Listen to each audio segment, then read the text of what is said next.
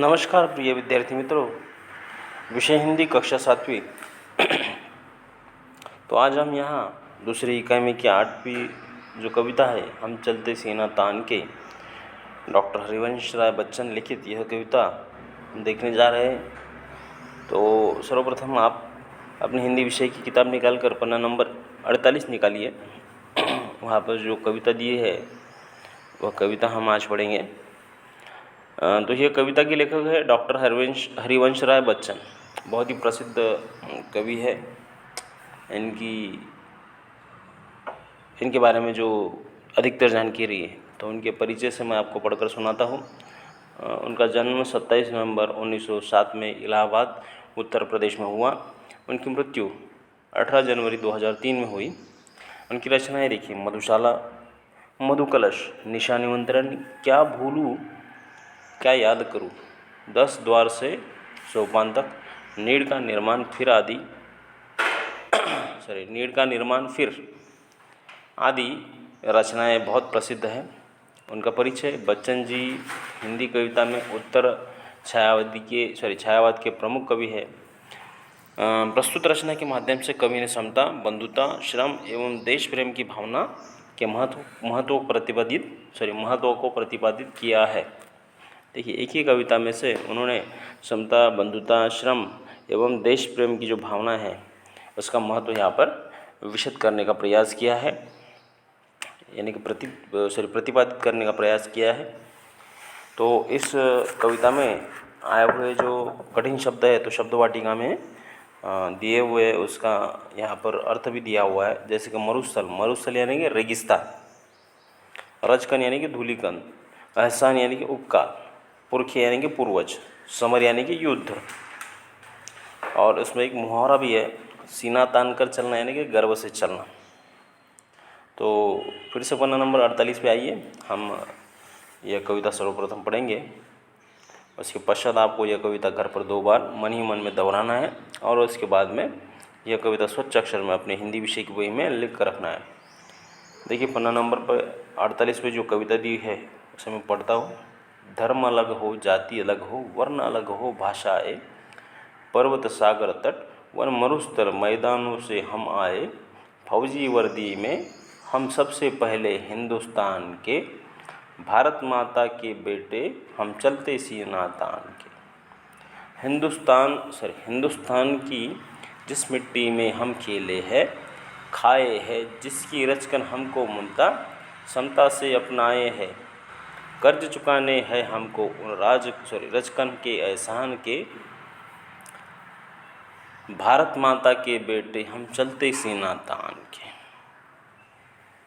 जिसकी पूजा में सदियों से श्रम के फूल चढ़ाए हैं, जिसकी रक्षा में पुरखों ने अगणित शीश कटाए हैं, हम रखवाले पौरुष वाले उसके गौरव मान के, भारत माता के बेटे हम चलते सीना तान के।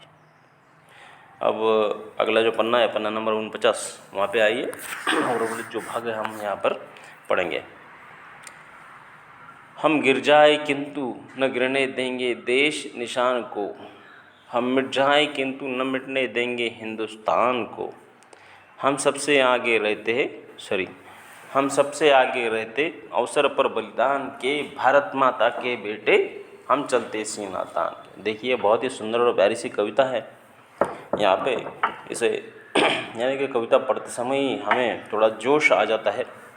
जो वीरत्व विवेक समर में हम सैनिक दिखलाएंगे, उसकी गाथा है भारत के गांव नगर घर गाएंगे, अनगिन कंठों में गूंजेंगे बोल हमारे गान के, भारत माता के बेटे हम चलते सीना तान के।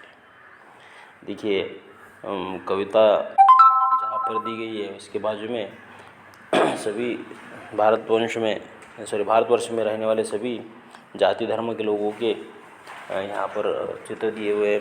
उसी के साथ साथ हमारा जो सैन्य दल है, यानी कि सैन्य दल, भूदल और नौदल, वायुदल, तीनों सैन्य दल को कहेंगे उसे हम।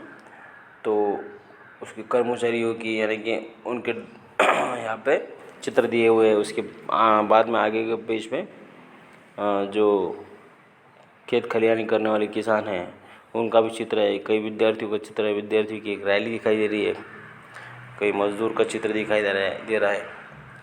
देखिए अभी यहाँ पर हम इस कविता का अर्थ देखेंगे। पन्ना नंबर 48 पे आइए।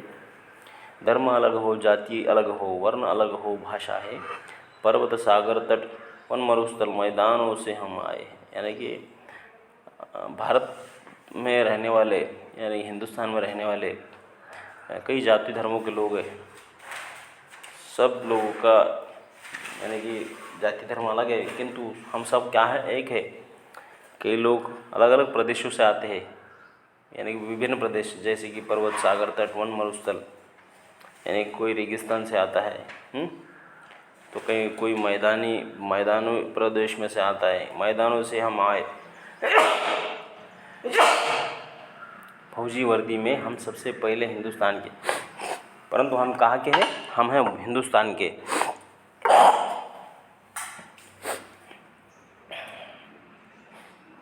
और हम भारत माता के बेटे, हम चलते सीना तन। और हम गर्व से कहते हैं कि हम कहाँ के हैं? हम हिंदुस्तान के हैं, हम भारत माता के बेटे हैं।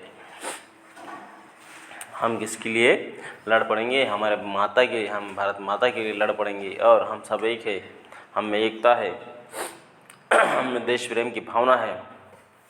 हिंदुस्तान की जिस मिट्टी में हम खेले हैं, खाए हैं, और जहाँ हम बड़े हो गए, जहाँ हमारा बचपन गया है, बचपन हमने व्यतीत किया है, जिसकी रचकन हमको ममता समता ने अपनाया है, जिसकी रचकन हमको ममता समता से अपनाया है और हमें पाला पोसा है इस महानता ने।